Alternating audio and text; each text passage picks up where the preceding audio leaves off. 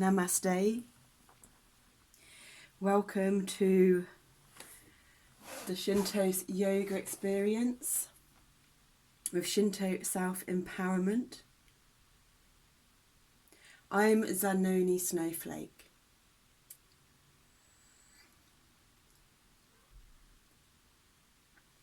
It's a tricky one emotionally. This has been put off and put off.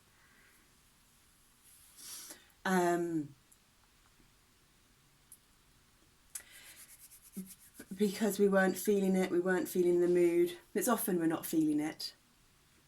And I don't know what the differences are yet. I know we'll know in the future. But there's the times we're not feeling it and we're not meant to do it. And there's the other times we're not feeling it and we're actually meant to do it. And that's the best I've got words for right now. We're navigating some really stuck energies. Some really stuck energies in the physical body. So the physical body is really stuck with the fascia adhesions, the connective tissue adhesions.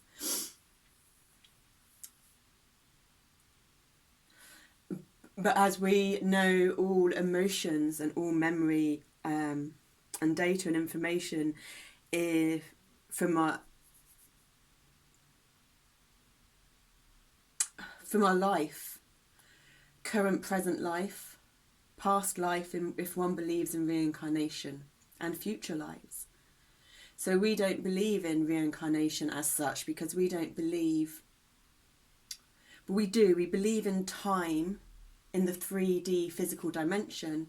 But when one does meditation and has an experience with that feeling of oneness, no time, connection with God or Allah or Buddha, the isness, the present moment, where memory goes out of the window in a way, because memory, in the conventional way that I understand it from, involves time. Memory is a modality of the human brain computer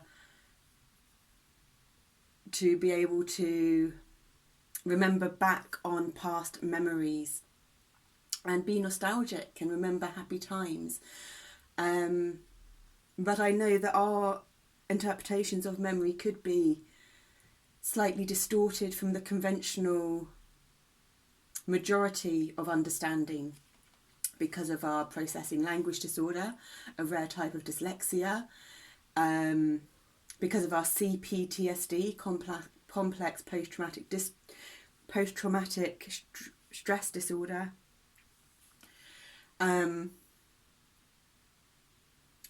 which as a result we have dissociative identity disorder, which is the new terminology for multiple personality disorder, which from our understanding again is something from conventional science and psychology, is something that's all in the mind in a way. But from our actual experiences with this, since it was brought into our awareness after 2 4 to 5 hour seizures at the end of October 2016, which left us regressed like a baby and incapable of using the body at times, and in and out of all these personalities and different ages. And that was actually the day after we shaved our head, and I'm pretty sure it was on the day of the Scorpio new moon. I never know what's going to come out because we do the sounding at the start to connect ourselves. That's how we connect into source, and make ourselves be present for whatever information needs to come out of our mouth. We share the information that we connect into source energy from the perspective of our processing and our experiences and what we're currently going through. But for the listener, be it one of our alternate personalities or anyone else, for them to take from it what is resonant to them. So when someone tells their own story, we're looking at a bee on our blueberry bush. It's so nice. It's not really a huge bush yet, but it's lovely to see the bee there. That's really made us smile and feel a lot better. We're attempting to really control and manage our emotions right now so we don't burst into tears, of which we've been doing a lot of. And so there shows the presence of nature and connecting us. And when we were doing our sound meditation, we were looking through this beautiful fern. We've got a bushy kind of, I don't know what type of fern it is. It's not your typical looking fern that we know that you see in forests. It's like a bushy tailed one. And we were looking up at this little glass circle which has got a butterfly in it, and looking at the centre body bit of the butterfly. So butterflies represent transformation, and we're in the energies of transformation. So when one listens to someone else's experience, someone else's story, someone else's truth in that moment, knowing that the only constant is change, and one's individual truth can change as well if they are someone that wants to grow, that wants to expand, that understands that life is a constant lesson of never stopping learning, which is another way of saying constant transformation. The birth, death, rebirth cycles of life, the seasons. So yeah, it was a Scorpio new moon, and we have the Scorpio full moon in the early hours of Tuesday morning, around 3 something a.m. I think it is. I think it might even be 3:44. I don't know. I could tell you actually. The book's just there.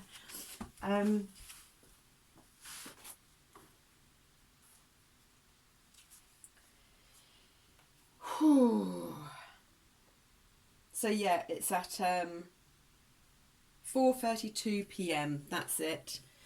And the numbers are influential because it's 432, 234. And when number in numerology, well, I don't know, we've never learned, we learn different parts of numerology, but we go with our own personal interpretation of numerology.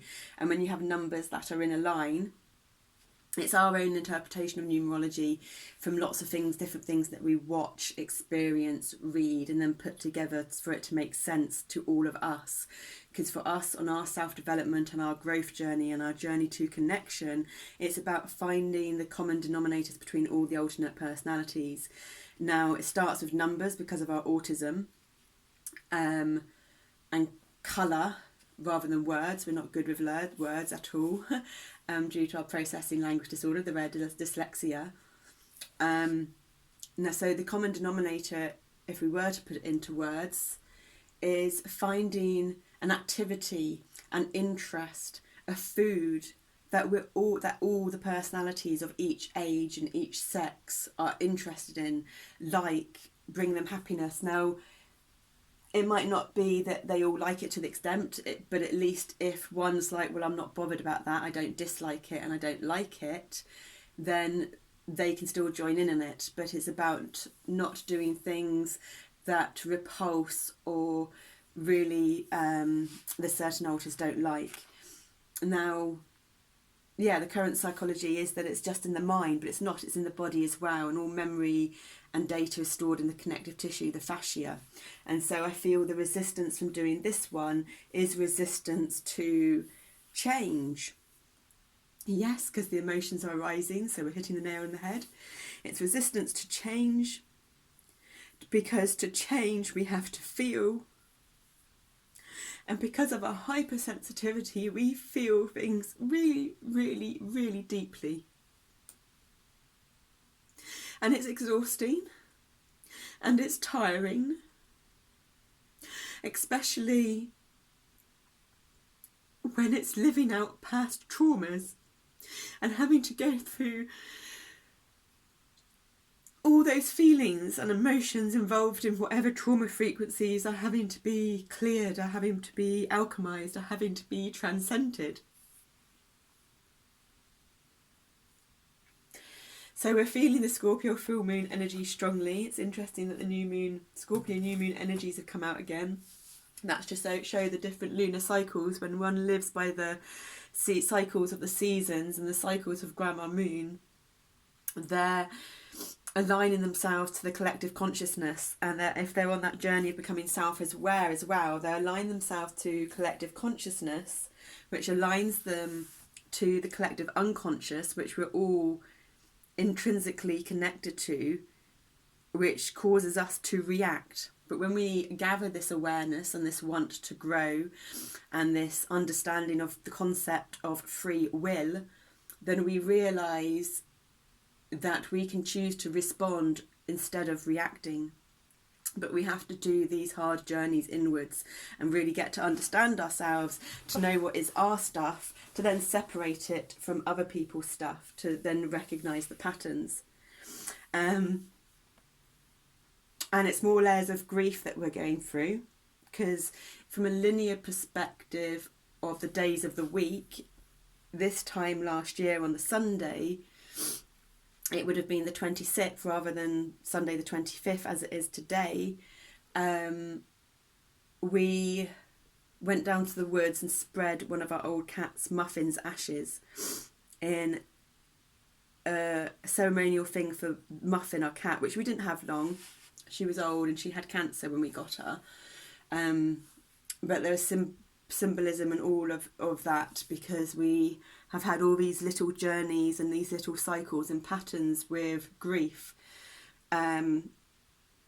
Since just before the seizures died, when our beautiful cat Coda passed away towards the end of April. And it was towards the end of April that we attempted suicide when we were 18. And it was the 26th of April that our mum was found that our mum died. So it must have been maybe the 29th of April.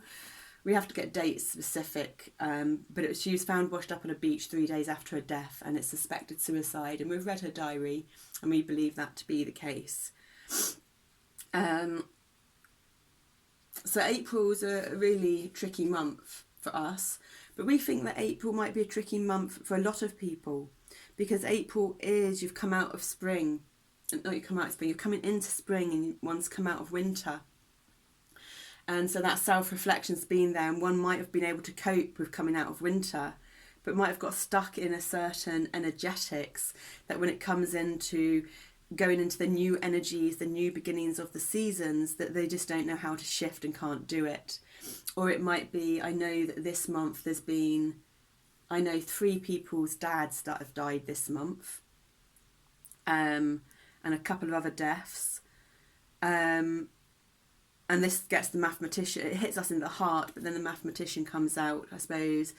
And because we can't go into the heart too much because we feel so deeply, and it will bring us down, and we can't go down too much, so we do. So things happen to change. We shift into another altar, basically. We dissociate. Everyone dissociates. Some people just do it more than others and on different levels. So when we dissociate from one altar to another altar, it actually because the separation has become that big, it's not just in the mind, it actually happens in the physical body as well. So there's that whole different brain network and network in the body that is then coming into play, coming into action.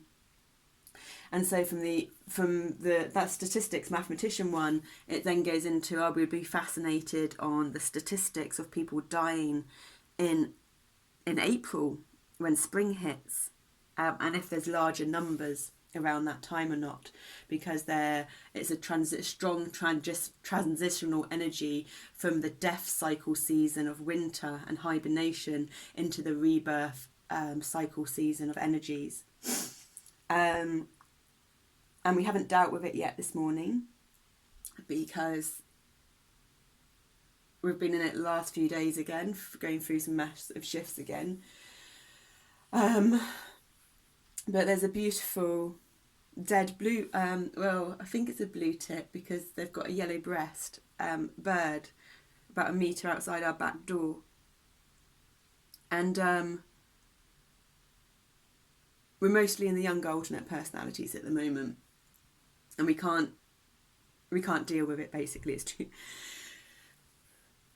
It's too much. But we will deal with it tomorrow.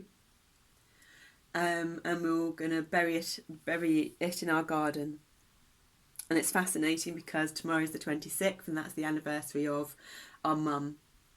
And on the anniversary of our mum, which is linear a year ago today on the Sunday, when we went to the woods and spread it over the ashes of Muffin, our cat, in a symbolic act of a grieving process with our mum as well.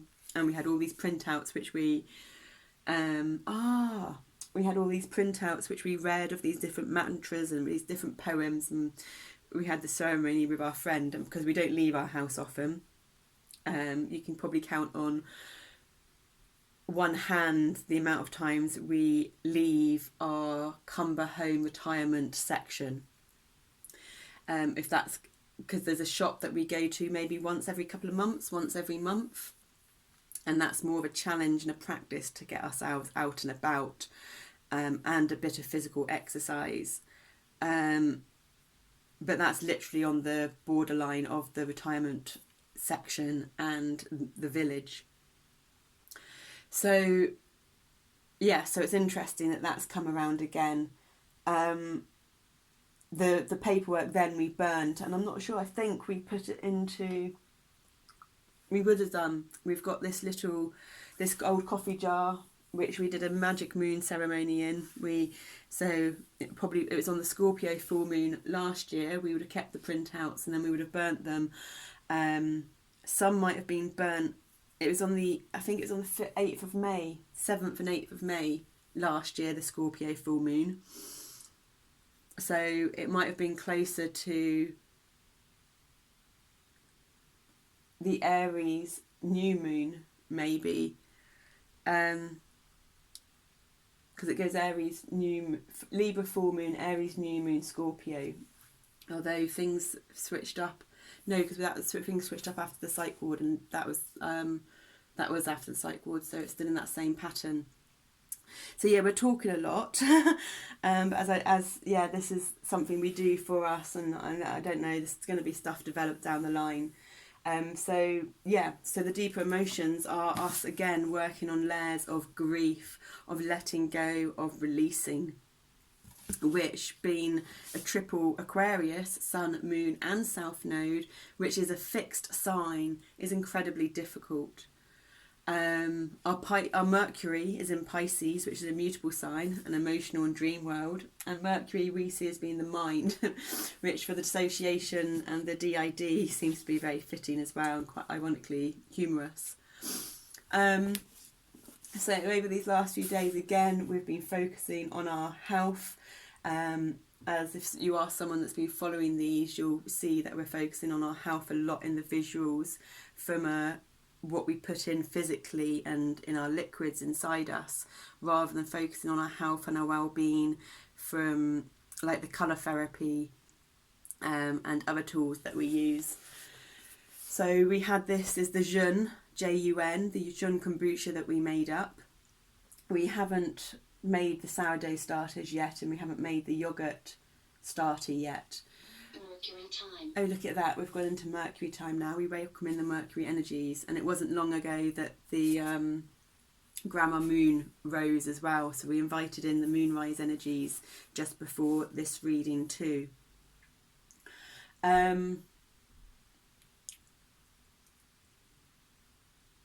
So also in this, there's the birth, death, rebirth cycle can be applied metaphorically in an analogy way on so many things. So, we make mistakes. Everyone makes mistakes, and for us, one learns from their mistakes. And we used to be able to navigate that a lot better before we knew about the DID, when we were so disconnected and switched off on certain levels. But we were able to keep the veil up and be switched off even more so, especially as we got older and things got harder, because we used cannabis daily. It helped with our physical pain, but I realise now it also helped with keeping us present and focused, and it also helped with hiding the DID to us, but also other people, because over the years we'd often have breaks from it, and when we did have breaks from it, people would say, "What are you on?" And actually it'd be, "Well, it's what I'm not on, my dear." And now we're off that completely. Not completely. There are still the odd times when the physical pain is completely unbearable. We don't smoke it anymore. But when the physical pain is completely unbearable, we may partake in it in drinking it in a drink, or eating it, or massaging it onto our body with homemade butter, CBD butter. But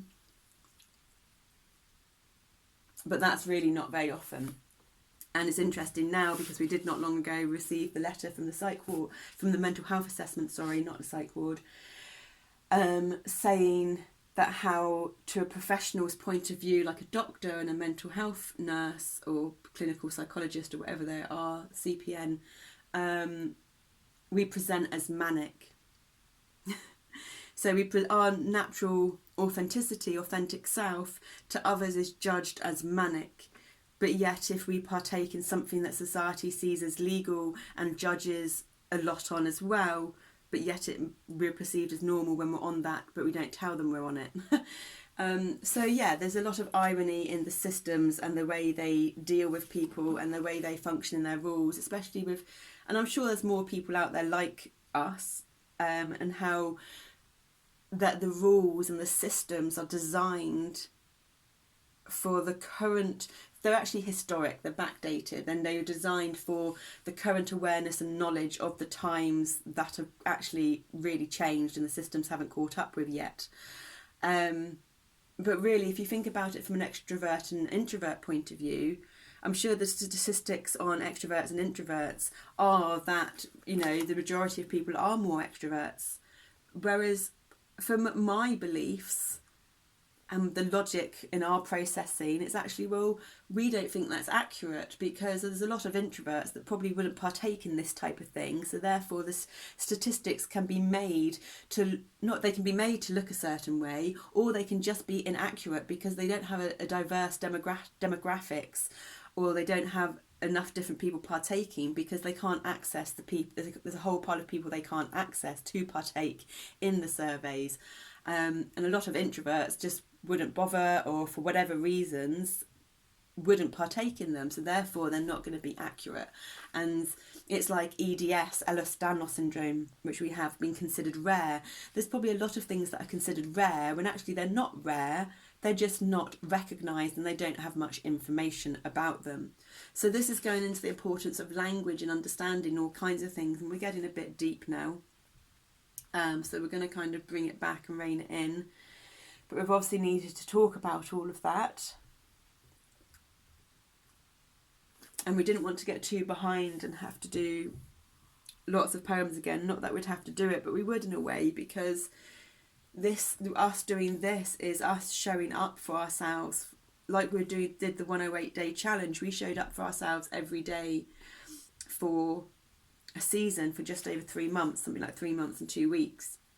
I think there's one day in that where we really couldn't do it because of physical pain, and other days where we really struggled because we were in the younger alternate personalities and they can barely read, and so it's really embarrassing. There's lots of stuff about this that we still perceive as really embarrassing, because a lot of the adult eyes, a lot of the adult conscious eyes that come from our beliefs and programming as a child are based in the systems and the current societal ways, which is an exceptionally judgmental system and society that works on separation and continuing to separate and not accepting and inclusive of difference and not understanding the interconnectedness of everything. And it's hard work, shape-shifting, transcending, changing one's belief systems from the mentality and reality of duality and separation into the understanding and clarity of and reality of how polarity is needed. The opposites are needed to function as one whole. And anyone that understands magnets, electromagnetic energy, physics will understand that. Newtonian physics is the physics for the physical seen world, and it's a small part of the spectrum on the whole spectrum of quantum physics.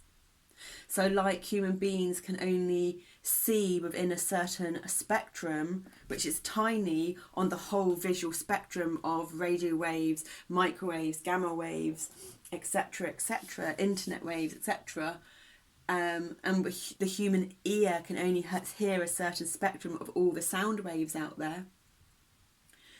And different humans can't even hear to the same spectrum as all humans. So if you get all humans together, there'll be some humans that can hear 3 octaves, whereas some humans might only be able to hear 1 octave.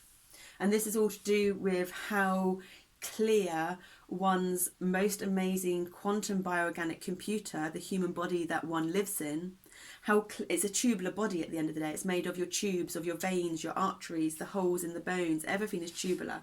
And it's the tubular body and how clear those tubes are in the physical body to then the energetic body that aligns with that physical body and how that energy can pass through those tubes.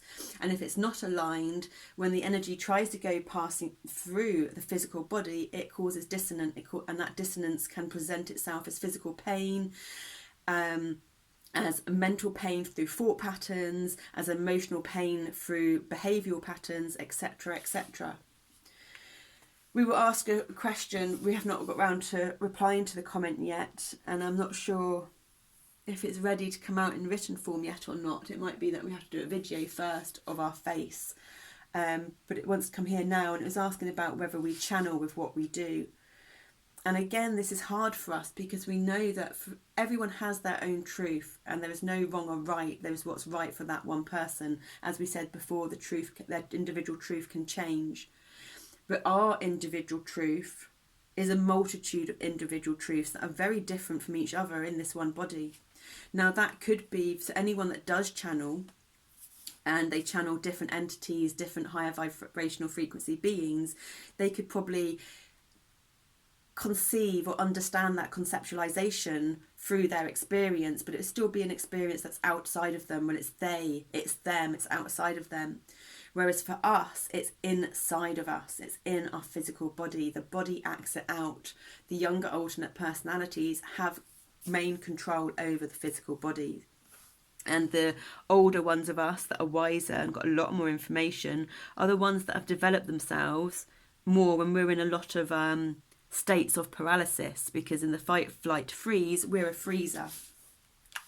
So if I was to break that down into an understanding that would work for both of these parties, the ones that see everything as being outside of them, well, not everything, but when they channel, they see it as being outside of them, and to us, who we perceive it as being inside of us, we go, well, the common denominator that overlaps these two is when one channels, they're bringing their brain wavelength into a certain frequency, energetic state.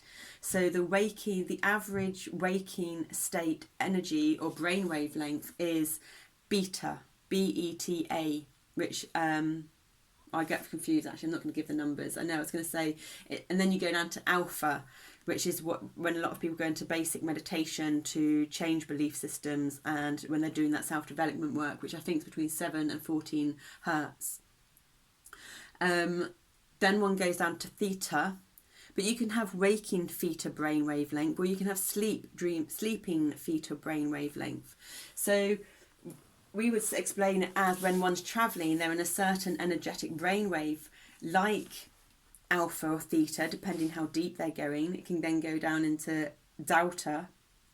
You've then got gamma as well, but gamma's a higher vibrational, it's the opposite end of the scale to these ones. So it's a state of presence. Now, you can get like shamanic drumming, you can get dancing, loads of different cultures bring themselves into these altered states of consciousness. So basically what we're saying is it's an altered state of consciousness. So the more present one is, the more someone knows themselves, and the more one is able to surrender to what is, that is a state where one becomes a vessel, becomes a channel for the collective consciousness of energy. What energy then comes into their individual channel depends on what frequencies resonate with them to the information that they pull through, and how that information then gets expressed and communicated depends on what their individual human body, their brain, all their experiences for their whole life, the vocabulary bases, the information and cultures and experiences that they've learned, to how that information then comes out. But it's not just in this life, it's in any life. Because as I was saying before, we don't believe in past lives because we don't believe in time apart from this physical 3D dimension that we're in. For us, it means that there's multiple lives being lived out at once, which is ironic because in our current situation there is multiple lives being lived out in once, of different ages from our past and everything, as we heal through the past traumas of our life to do with our mum and some early childhood sexual abuse.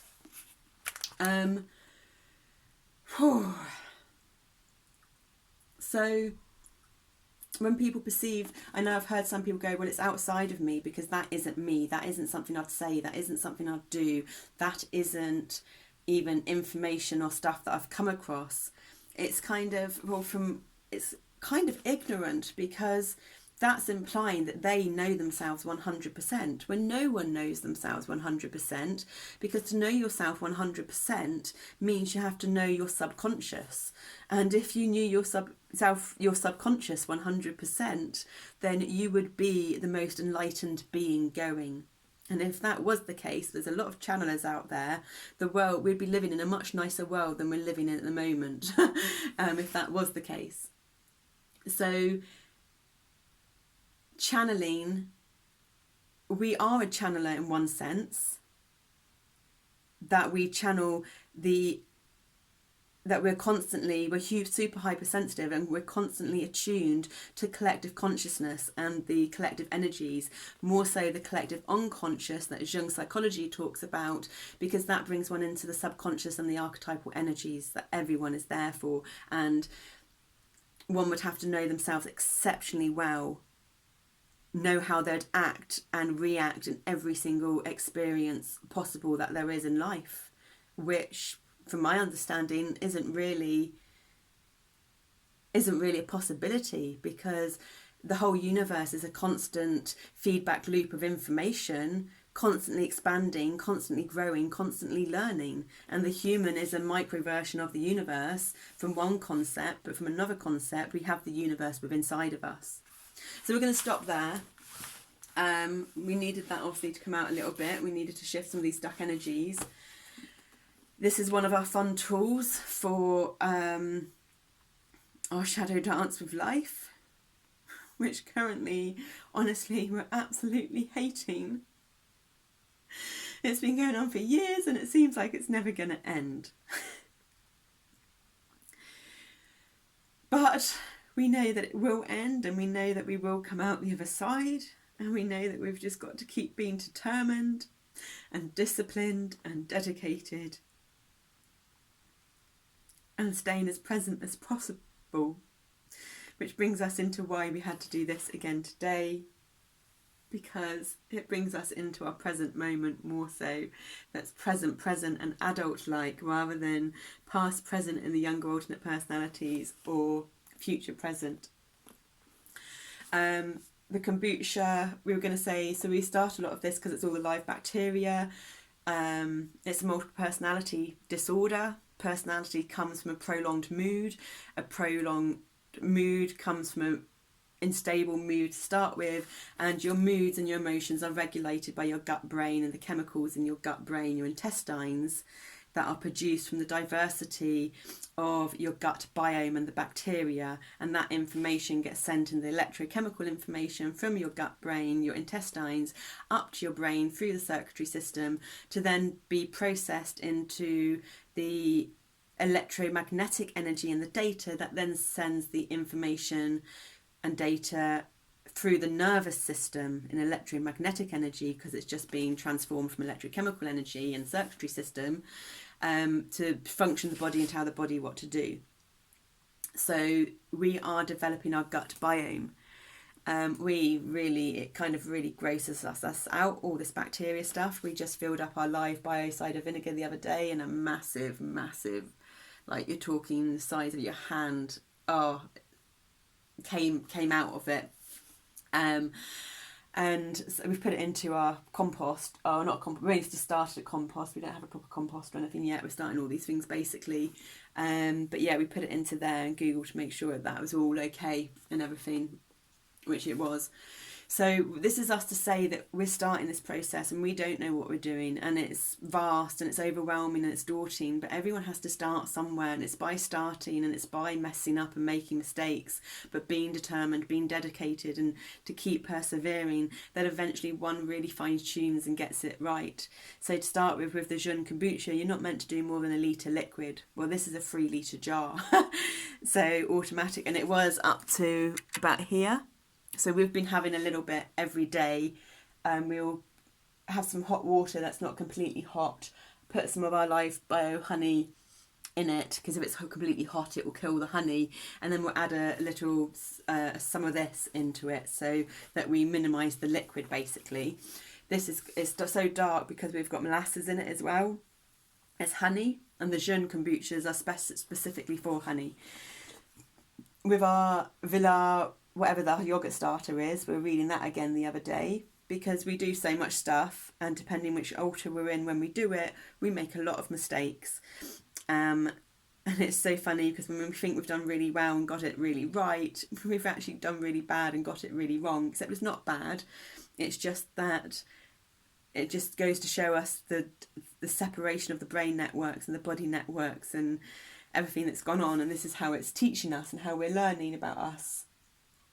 And so yeah, the yogurt starter we've got, which we're going to use for our coconut milk powder, says specific, or goat's milk powder, which we haven't got again yet. We're trying to keep it off the animal for as long as possible, but I know we'll revisit that cycle. But each time we revisit a cycle, there's a longer gap until, well, I don't know, until whatever. But yeah, it's specifically not for coconut and not for goats. It's just for cow, and we've got a dairy intolerance, so we're going to use it anyway. We do still have a tiny bit of, we do still have fortnightly, we get our 1 container of live bio cow's yogurt. So we will put a scoop of that in with the coconut milk when we do start it, and we'll just see what happens, and you know, we'll trial and error basically. You can't see it now, but you've got all the little stuff down here. I might see if we can move the camera up slowly before. But yeah. So yeah, we're sharing about how one learns from, grows from their mistakes, how it is frustrating, it is disappointing. But that's how one moves forward, and that's how one learns, and that's how one grows, and to always keep present. 49, we're going on for a long time. So we're going to read 8 poems today, because this is one of our tools for our shadow dance with life. We didn't continue, we keep sidetracking, don't we? When this happens, it happens because it's the resistance, and there's lots of talking because of the anxiety and lots of switching, and so we lose our track and our trail of thought. Well, that's from us trying to suss it out. It might be because all of this needs to be said. It might just be, it is what it is. There is no, it's because of this or it's because of that. It is just what it is. And it doesn't necessarily need to be long. It doesn't need to be short. It needs to be whatever it is in that moment, and we don't need to know why. We'll know why when we're meant to know, if we're meant to know. So it's a poem for every night of the year, and it's with sound healing, sound meditation, and voice, lots of healing, because we're doing so much in the body, and all of that frequency comes through that we don't even talk about. There's loads that we do know that we don't talk about, that we can't talk about, that we're not able to talk about. There's also loads that we don't know that doesn't come through till later. So reading the 8 poems will take us up to the end of April, the 30th of April. Now, there's different ways of doing things, and there's that thing of like 2 steps forward, 1 step back. Now, normally when it's like, oh, it's like 2 steps forwards, 1 step back, it kind of sounds derogatory or tiresome, but actually, well, you're still taking a step forward every time, so that's really good.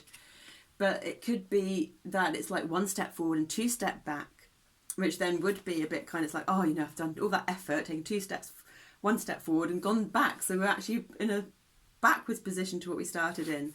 But we learn how to go forward by setting strong foundations. And to set strong foundations, sometimes we need to go back and we need to unravel and we need to explore and have hindsight and reflection so that we can tweak things and change the patterning to set those solid foundations of how to move forward. So today is April the 25th, and always for us, we're going to end in our present day moment, the 25th. But we're going to go backwards to set the strong foundations. But we're going to go back 2 steps to the 23rd of April. And then, I don't know if we go to the 24th. We're going to be reading and we're going to be sounding and we're going to be in the moment. So I don't know how it's going to go till it happens. But from explaining now what it's going to be to our conscious mind perceives it to be, we'll do the 23rd, then we'll go to the 30th, because it's the pattern that we're in at the moment will be, we want to end on the 25th. So we'll go 23rd, 30th, 29th, 28th, 27th, 26th. Then we're going to go to the 24th and then to the 25th. So let's see if that happens, yeah? 23rd of April. We've got a little bit of rainbow from our crystal thing on the window, which we can't physically see through our skeleton, but it's reflecting on our book. And one of them's kind of a whitey clear into a bit of green, but not really, but blue, indigo and violet's lovely. And the other one's this like yellowy orange into an orangey red. So it's really lovely.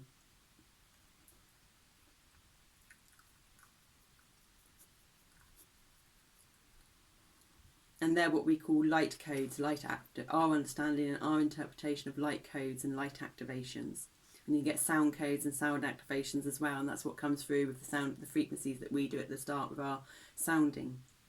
That is whatever's going on for us. But what it's doing is we're doing the main effort of clearing stuff in our body without using words to trigger our conscious mind or someone else's conscious mind, and therefore the conscious mind isn't trying to suss this stuff out. It's just listening to the frequencies, or the body's listening to the frequencies, and you may feel uncomfortable and turn it off, or you maybe feel uncomfortable but leave it on, and then you'll feel a shift in your body. So there's lots of different outcomes. 23rd of April, Sonnet 18. It's interesting, 18's been a big number for us today. William Shakespeare. On the 23rd of April 1564, William Shakespeare was born in Stratford upon Avon. Birth, death, recycles, interesting. And on the same day in 1616, 16 is the number of rebirths, there's a double dose of rebirth there, equaling 32, which is the age our mum died. He died. So we won't butt in anymore, but the numbers are proving very, very aligned to us at the moment. So we'll read again and we'll attempt and do our best not to keep butting in. On the 23rd of April, 1564, William Shakespeare was born in Stratford upon Avon. And on the same day, in 1616, he died.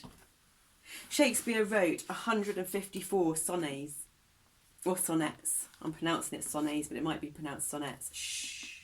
But this one is perhaps his most well-known.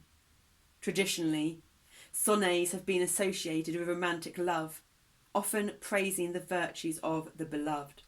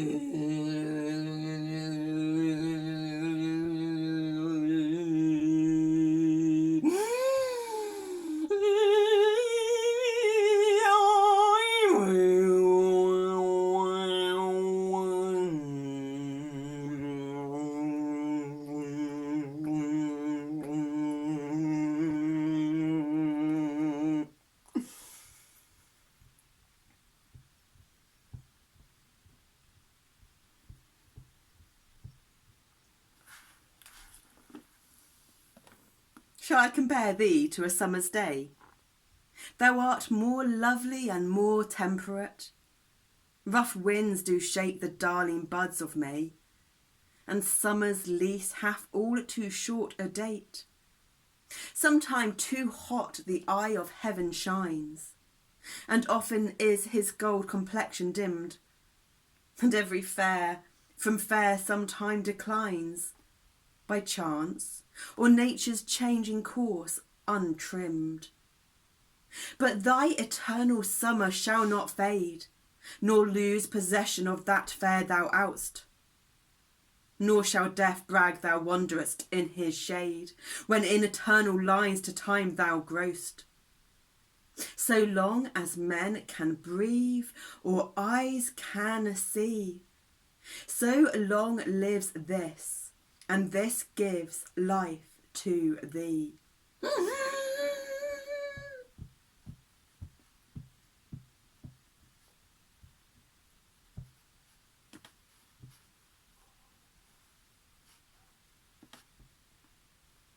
Do we do 24th now, or do we go on to 30th? Okay. Shoo.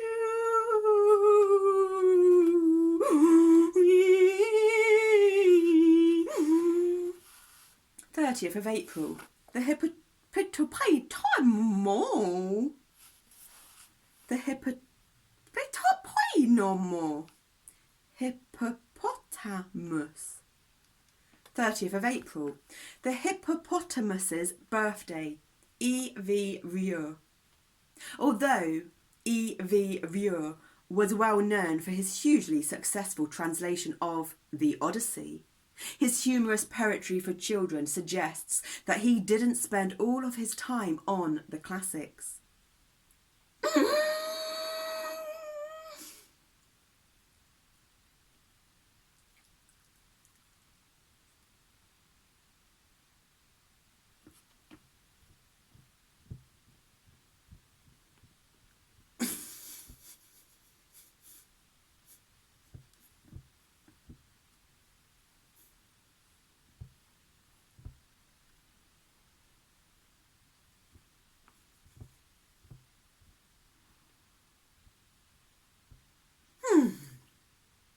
He has opened all his parcels, but the largest and the last.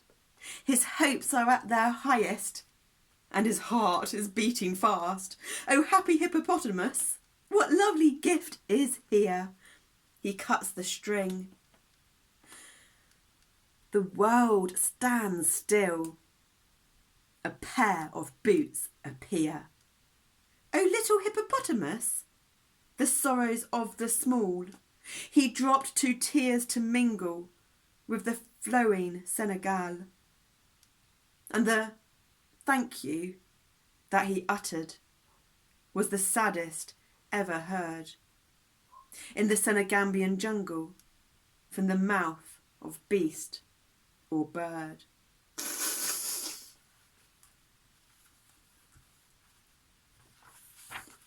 29th of April. The Emperor's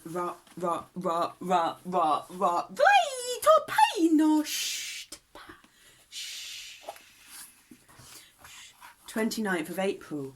The Emperor's Rhyme by A. Milne. This jaunty poem features a fair amount of rhyming, which makes it easy to learn off by heart. Just don't try to do the sums in your head.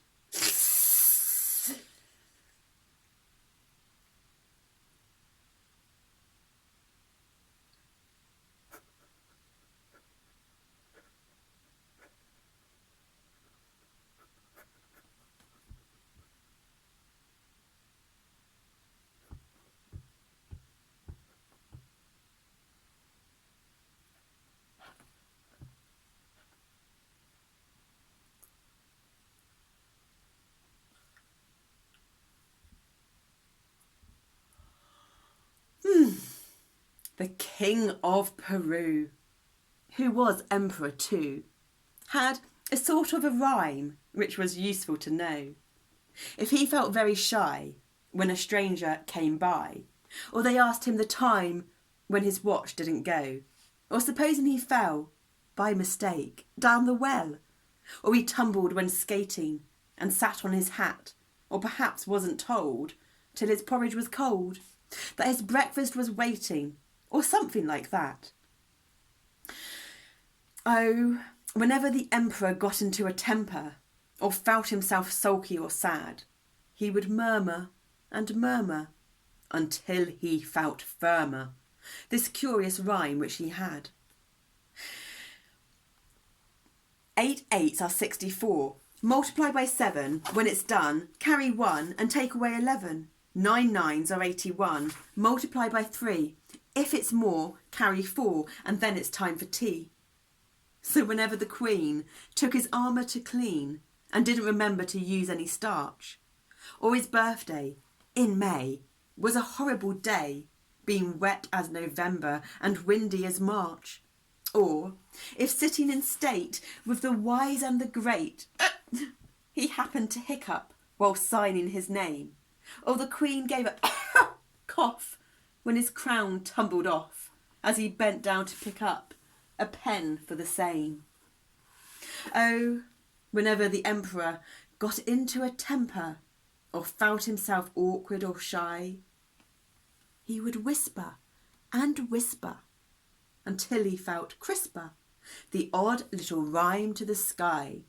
8 8s are 81. Multiply by 7 when it's done. Carry 1 and take away 11. 9 9s are 64. Multiply by 3 when it's done. Carry 1 and then it's time for tea.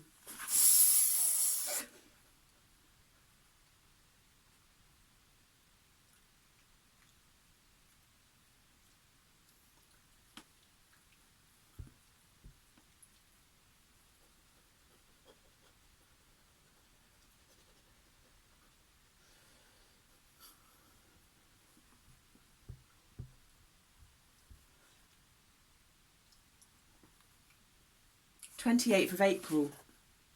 The Tickle Rhyme by Ian Seralia. Walls and caterpillars don't usually speak, but in this rhyme by Ian Seralia, I think we're pronouncing that right, Serrailir, Seralia, the personification is necessary. Without their conversation, the mystery of who it was that was tickling the walls back may never have been answered. Tita no more, tita ta. Okay, so our attention just got brought out the window and they're gone now, but there was like 3 or 4. Do you know from the dandelions when it's a turn to seed and you can blow them and they all disperse out?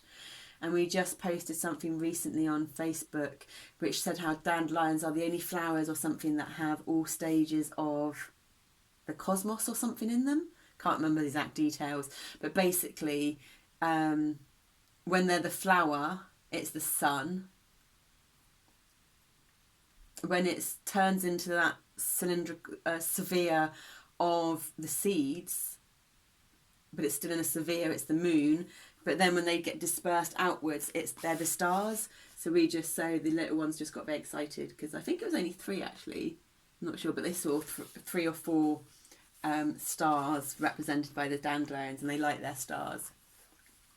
Well, they see themselves as a triple star, and Zanoni, our new name, is Child of the Stars. So, because we're Aquarius is represented by the star in the tarot, you see, and we're a Sun, Moon, and South Node Aquarius.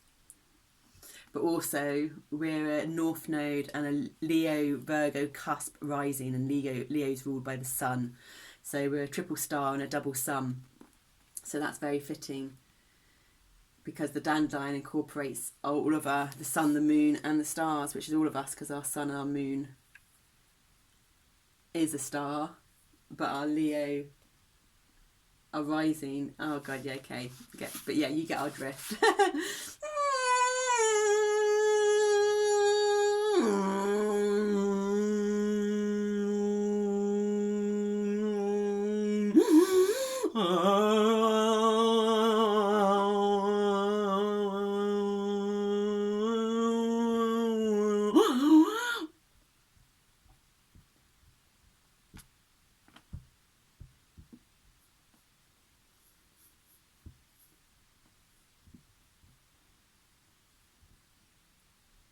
Who's that tickling my back? Said the wall. Me, said a small caterpillar. I'm learning to crawl.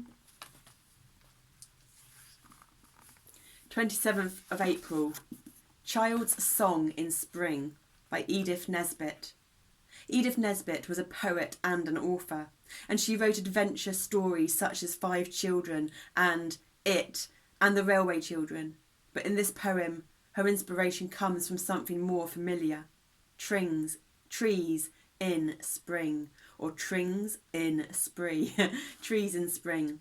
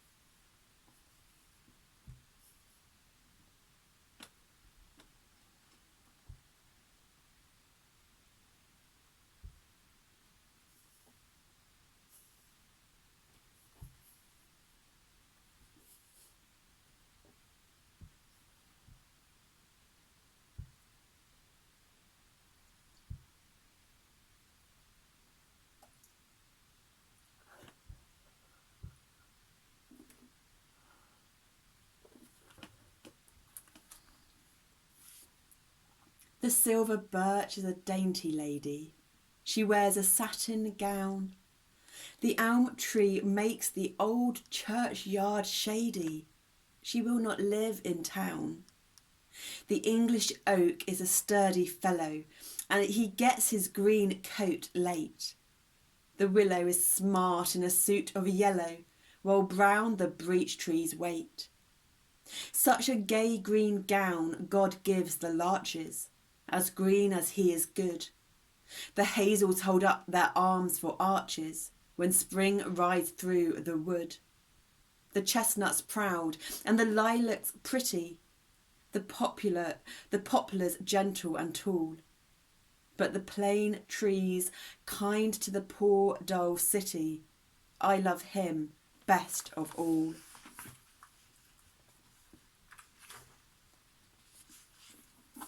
They can't pay no more. 26th of April, Shakespeare by Matthew Arnold. Shakespeare is regarded by many as the most influential writer in the history of English literature. The bard even fundamentally altered the English language, inventing over 1,700 new words. Matthew Arnold, a well-respected Victorian poet and critic, remembers Shakespeare in his own sonnet, published in 1849. In it, Arnold expresses his awe at Shakespeare's writing, marking him as one of the greatest writers of all time and mourning his death. Shakespeare's astonishing body of work has stood the test of time, and Matthew Arnold's sonnet is one of many love letters to the bard, written in the form made popular by the man himself.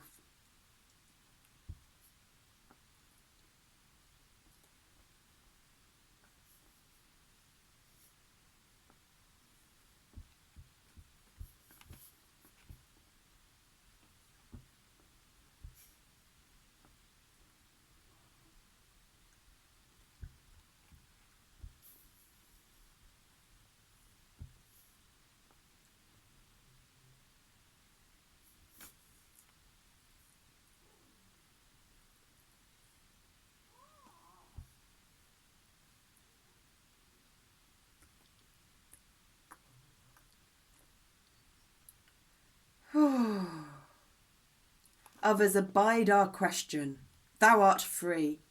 We ask and ask. Thou smilest and art still. Out-topping knowledge for the loftiest hill, who to the stars uncrowns his majesty, planting his steadfast footsteps in the sea, making the heaven of heavens his dwelling place, spares but the cloudy border of his base to the foiled searching of mortality. And thou, who didst the stars and sunbeams know, self-schooled, self-scanned, self-honoured, self-secure, didst tread on earth unguessed at, better so. All pains the immortal spirit must endure, all weakness which impairs, all griefs which bow, find their sole speech in that victorious brow.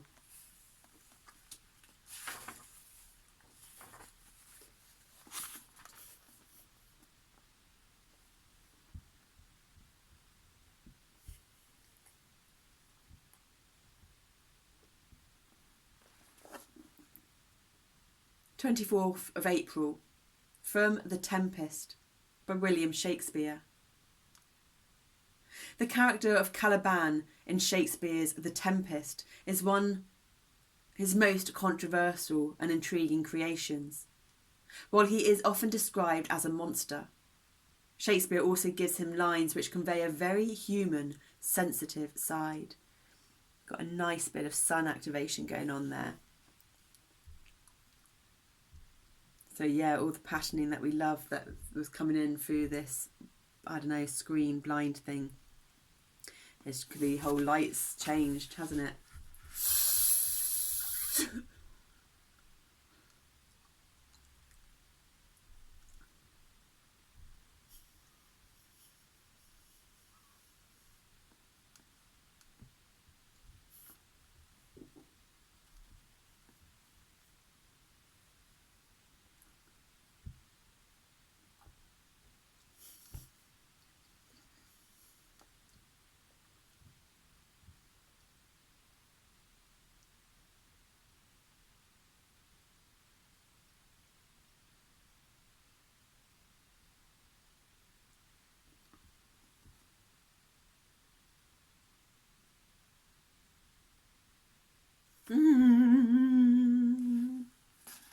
We just did something that I advised not to do, and we just did a bit of sun gazing through the blind, through a hole.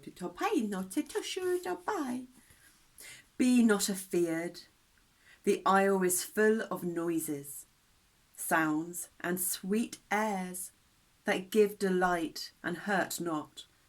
Sometimes 1,000 twangling instruments will hum about mine ears, and sometime voices that, if I then had waked after long sleep, will make me sleep again. And then, in dreaming, the clouds methought would open and show riches, ready to drop upon me that, when I waked, I cried to dream again.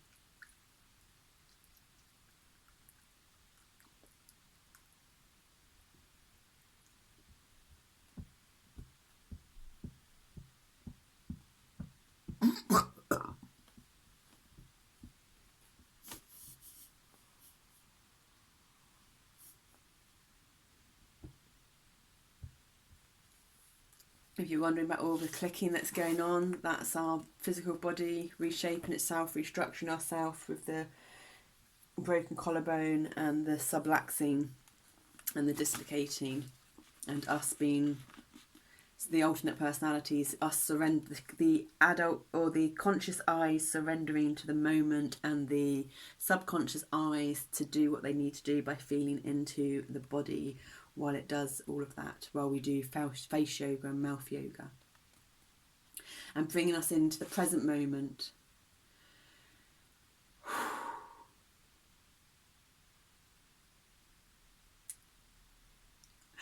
Tito pay no more. Tito pay no more. Tito pay more. Tito pay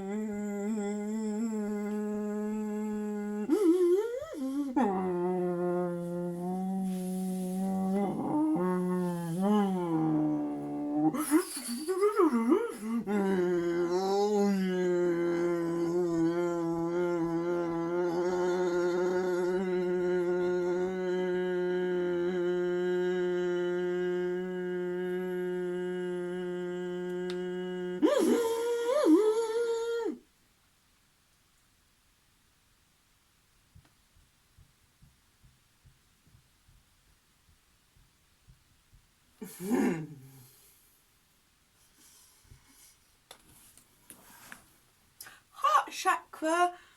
Our heart is open to receive the energy of love. We radiate this essence and we walk our path with ease and grace.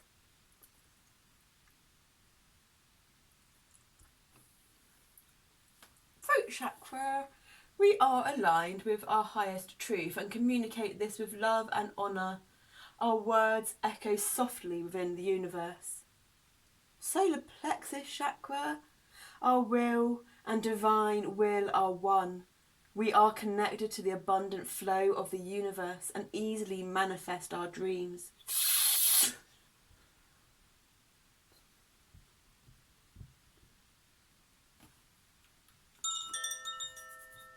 Sacral chakra.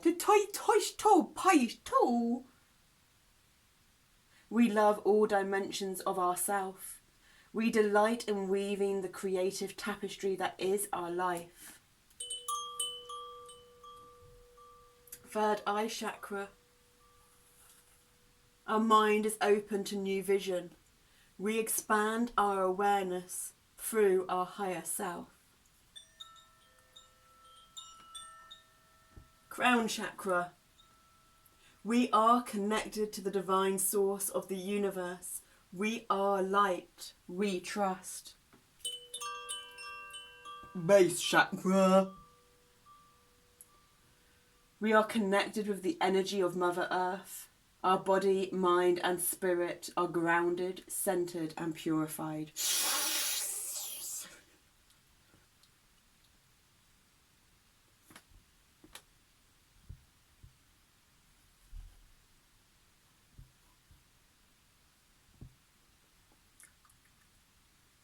Tito pain no more. Are we okay? Yeah. Hi again. That was a big one. So the present moment, shifting, transformation, grounding in cosmic energies into the physical earth, physical, denser frequencies. Denser, lower octave frequencies. It's not about having outer body experiences. It's about delving inwards into our deeper body and having inner body experiences to ground those outer experiences, the perceived outer experiences, inwards into the physical 3D dimension, to rise each and every one of us as individual consciousness, so that we can rise collective consciousness and become co-inhabitants, become a symbiosis, become humanity, become the cellular community of Mother Earth, so that we unconditionally love and respect and are grateful and trust for us deeply inside ourselves, so that that radiates outwards, and so that we then do so with Mother Earth and everyone else, because we can't do any of those to anyone else outwards if we don't do it to ourselves inwards first.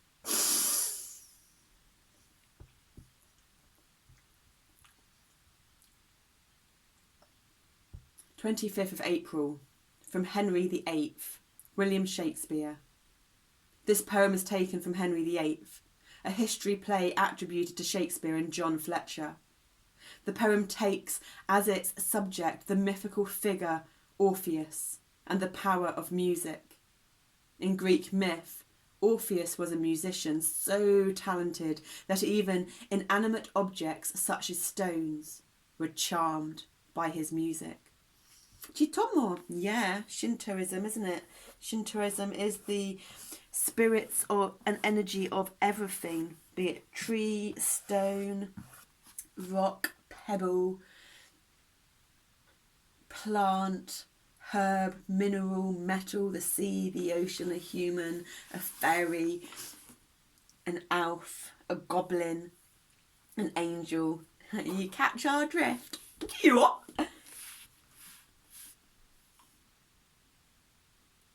Orpheus, with his lute-made trees, and the mountain tops that freeze, bow themselves when he did sing to his music plants and flowers, ever sprung as sun and showers, there had made a lasting spring.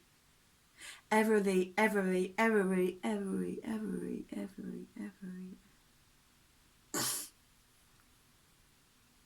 Everything that heard him play, even the billows of the sea, hung their heads and then lay by. In sweet music is such art, killing care and grief of heart, fall asleep or hearing die.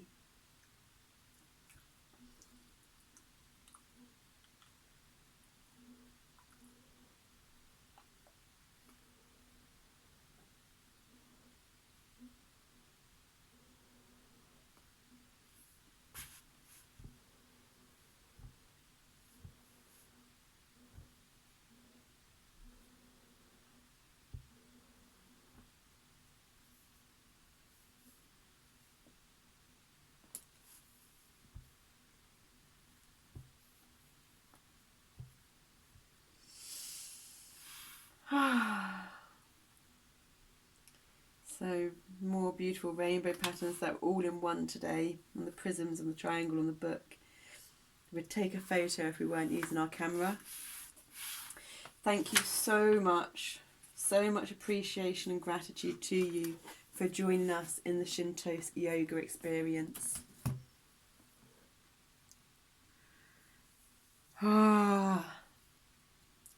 Sending you strength and courage and determination and discernment to persevere onwards with your journey of involution.